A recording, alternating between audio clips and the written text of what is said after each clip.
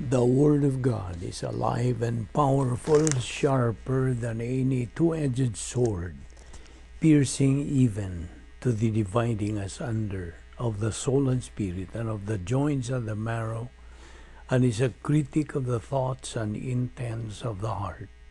All Scripture is God-breathed and is profitable for doctrine, for reproof, for correction, for instruction in righteousness, that the man of God might be mature, thoroughly furnished unto all good works.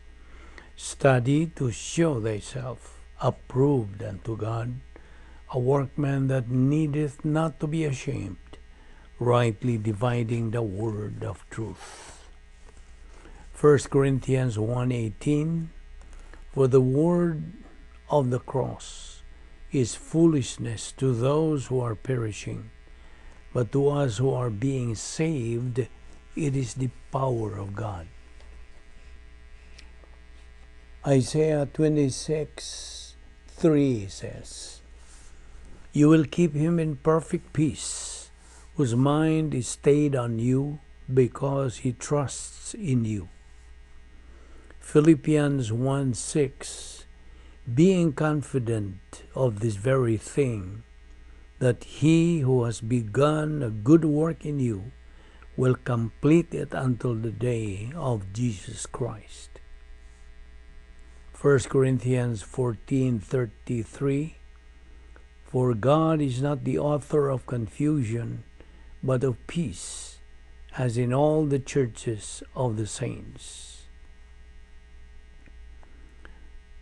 James 3:16-18, for where envy and self-seeking exist, confusion and every evil thing will be there. But the wisdom that is from above is first pure, then peaceable, gentle, willing to yield, full of mercy and good fruits, without partiality and without hypocrisy. Now the fruit of righteousness is sown in peace by those who make peace. James 1:5, if any of you lacks wisdom, let him ask of God, who gives to all liberally and without reproach, and it will be given to him. Isaiah 50:7, for the Lord God will help me, therefore I will not be disgraced. Therefore I have set my face like a flint, and I know that I will not be ashamed. Before we start our Bible study today, as our routine, we have to be cleansed of all our sins that we have committed today. Let us now use the principle of 1 John 1:9, which says, if we confess our sins, God is faithful and just to forgive us our sins and to cleanse us from all unrighteousness.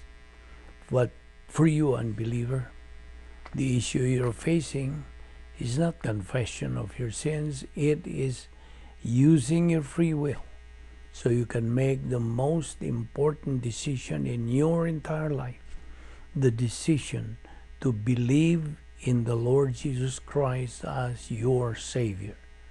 Acts 16:31 says, believe on the Lord Jesus Christ, and thou shalt be saved. Therefore, let us pray.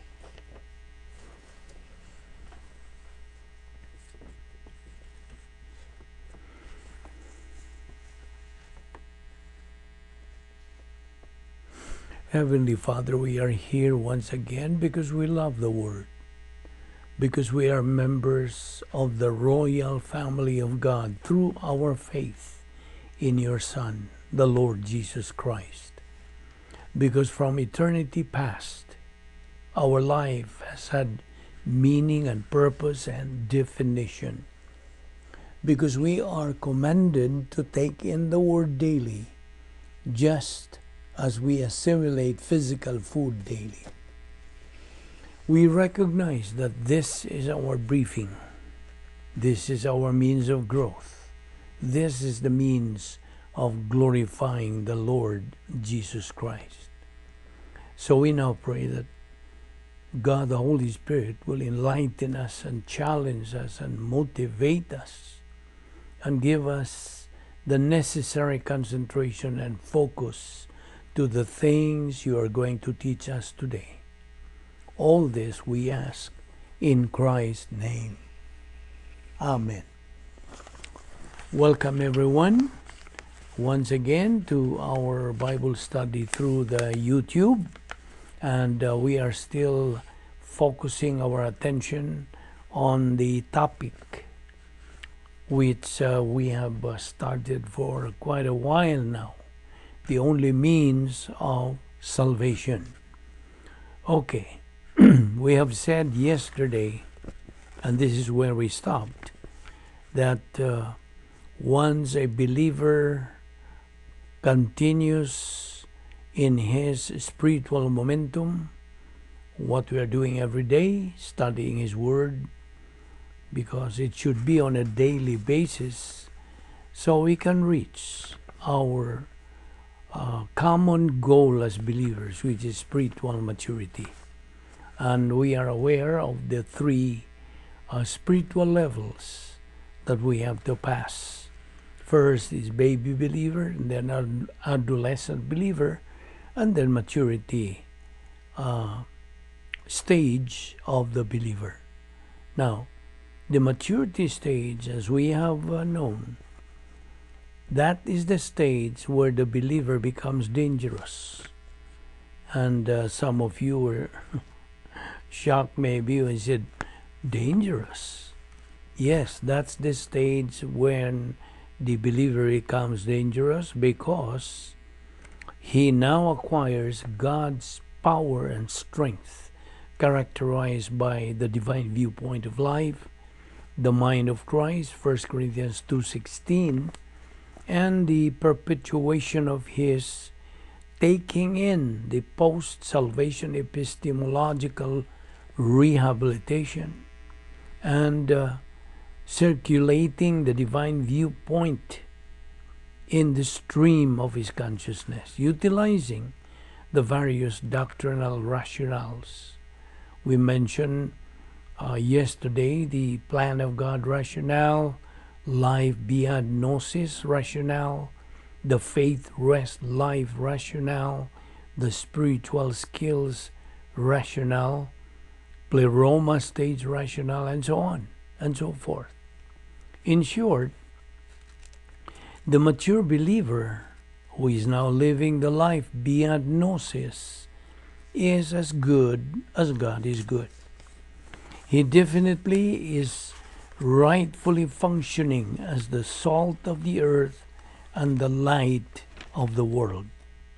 He lives the unique, sophisticated, fantastic spiritual life, and of course, he is comfortably in the right place at the right time with the right attitude. And he functions as the true pivot of his nation. He is now functioning as an invisible hero. He now becomes a winner believer. So going back to the two things that changed the life of a member of the human race for blessing, for benefit, we have said that one of the two things is the gospel, the one that penetrates the soul of the unbeliever. And when he accepts this gospel that is being presented to him with positive volition, he then trusts in Christ as Savior. Then his life is eternally changed by the imputation of eternal life. Now, the second thing that changes the life of the believer is the Word of God that he takes in, he metabolizes, and applies in his life. You see, the first factor of spiritual growth is the assimilation of the Word. And one of the characteristics of the mature believer is the full knowledge of the Word of God. Now, that's not the only factor that involved. The second factor here is faith, rest, life. Okay? That's fellowship with God. And that's the filling of the Holy Spirit. And these are the two prime factors in growth, spiritual growth. Now, the third factor here is time. Okay? And that's true. It takes time to grow up.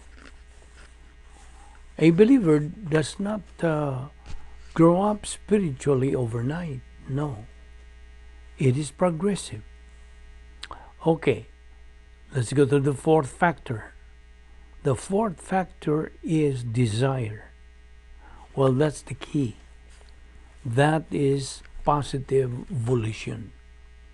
As we can see in the critical pathway, the believer positive to the Word will be guided by God. He will be led by God by the teaching of the Word of God, so he can assimilate and metabolize the knowledge of the Word of God. Listen, the Bible is absolute reality in this world. And those are the factors that produce spiritual growth. And therefore, no believer is at any greater growth level spiritually than he has the first factor, knowledge of the Word of God. And the second factor is directly related to it. And that is the utilization of the Word, the function of the faith rest life. That is the believer's walk in fellowship with God. Those are the two factors that actually produce spiritual growth. And that is what 1 Peter 1:2 emphasizes on the multiplication of grace blessing, meaning to increase the imputation of spiritual and temporal blessing to the believer every day he is alive on the face of the earth. The mechanism of it is the intake of the Word of God. And the intake of the Word of God comes in two forms. Number one, the repetition of the old. So it is knowledge that is repeated. And the second factor is information that is new. Here is the old, and here is the new. And that is what our Lord says at the end of Matthew 13, the wise scribe. That's the gift of pastor-teacher who brings out of his treasure chest for the Word of God things old and things new. Things old are the repeated doctrinal information, and things new are that which the believer has never heard before. It may be new to one believer and old to another believer. And the combination of these two, mixed together with faith, leads that believer to occupation with the Word of God. And that's the key to sustaining and expanding momentum and spiritual growth in phase 2. And so, in the critical pathway, the pathway of success in God, doctrinal courage toward man and circumstances, and of course, these two are directly related. It produces goal orientation. The believer now has finally figured out what he is actually trying to do in life. Now, let us remember again that God's goal for every believer is to acquire a full knowledge of the Word of God. 1 Timothy 2:4 says, and And remember 1 Timothy 2:4, God wills that all will be saved and come to the knowledge of the truth. Now that's the goal. And the goal orientation there leads to the identification of the three categories of the will of God. What are they? Remember, viewpoint will. What does God want me to think? That is the question. Now, the second is operational. What does God want me to do? That's the question. And then the third is geographical. Where does God want me to be? That's the question. So I repeat, the three categories of the will of God: viewpoint will, operational will, and geographical will. And those are executed through the function of the faith-rest life. And that is the mechanism of the believer fulfilling the divine viewpoint purpose for his life on the face of the earth. And in Matthew 16:21 to 27, that is the most valuable thing in the believer's life, because right at the heart and center of it is the production of divine good. Now, and as we learned about divine good, the believer's productivity is the one thing every believer is going to take with him from phase 2 to phase 3 of the plan of God. So, we have got goal orientation, we have got grace orientation or humility, we have inner beauty, which develops true masculinity of the male and true femininity of the female. And of course, there are many other factors that are involved, not the least of which here is occupation with doctrine. Now, the development of spiritual self-esteem, that utilization of the 10 problem-solving devices, well, the problem identification, problem anticipation, problem prevention, and problem solution devices. This is how the believer gets smart in life. This is how a believer becomes a winner in life. You know what? Believers who are smart know how to stop or prevent problems. And it operates at every single area of life. It operates in marriage, in family, in education, in business, in social life, in medicine. What else? In the military, in the political life. Yes, it makes a believer a smart voter. He votes on the basis of integrity in issue and not personality. It makes him a true patriot. That believer is the true salt of the earth and the light of the world in Matthew 5:13 to 16. Now, if the salt has lost its savor, has lost its taste, it's good for nothing. It is thrown out on the street and it's trampled under by people. That's the believer in carnality. He is producing human good. What's a human good? You remember the definition?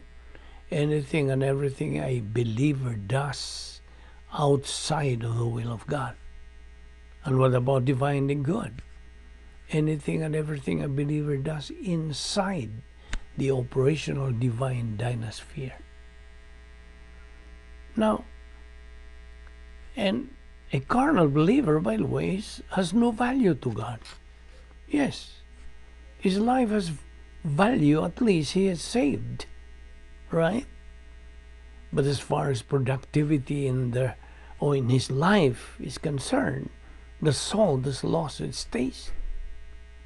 Now, on the other hand, the purpose of a local church is what? You know what's the purpose? To teach the Word of God. To shed the light of the truth of the Word of God, so people can walk into it. And the human eye is designed to operate on the realm of light. Remember? In the realm of light. Now, of course, you know what it's like when lights go out. They brown out, they black out. We cannot see what's going on, right? So a believer who lacks knowledge of the Word of God does not have the light of the knowledge of the Word of God. He does not know what is going on in life. That is why he is called asleep in Ephesians 5:14. Awake you who sleep, arise from the dead, and Christ will give you light. You know what? All the problems we face in the country are resolved spiritually. That is why believers should pray for the rapid spread of the Word of God. With our heads bowed and eyes closed, let us dedicate the closing moments of our Bible study today, describing salvation. Describing that which the unbeliever does not have or is not aware of. It is time, if you are an unbeliever listening to this message this day, that you be aware of what Jesus Christ offers to you. He offers eternal life. God so loved the world that He gave His only uniquely born Son, that whosoever believeth in Him shall not perish, but have eternal life. You are supposed to make the right decision, but it is your option. That's your choice, because God gave you free will for you to use. So, I pray that you give this great consideration, because it is your life. And you must know what you're headed for, eternal condemnation or eternal life. So the choice is all yours. Let us pray. Now, Father, we thank you that so great salvation. We thank you for sending to us your only begotten Son, and for becoming our substitute in paying for our sins. And now, as your children, we pray that you will guide us in our Christian life, that we may be able to attain our spiritual goal, which is spiritual maturity, the capacity stage, thus glorifying you to the maximum, you who deserves all the honor, all the respect, all the adoration, all the love, all the worship, all the praises. All these we ask in Christ's name. Amen.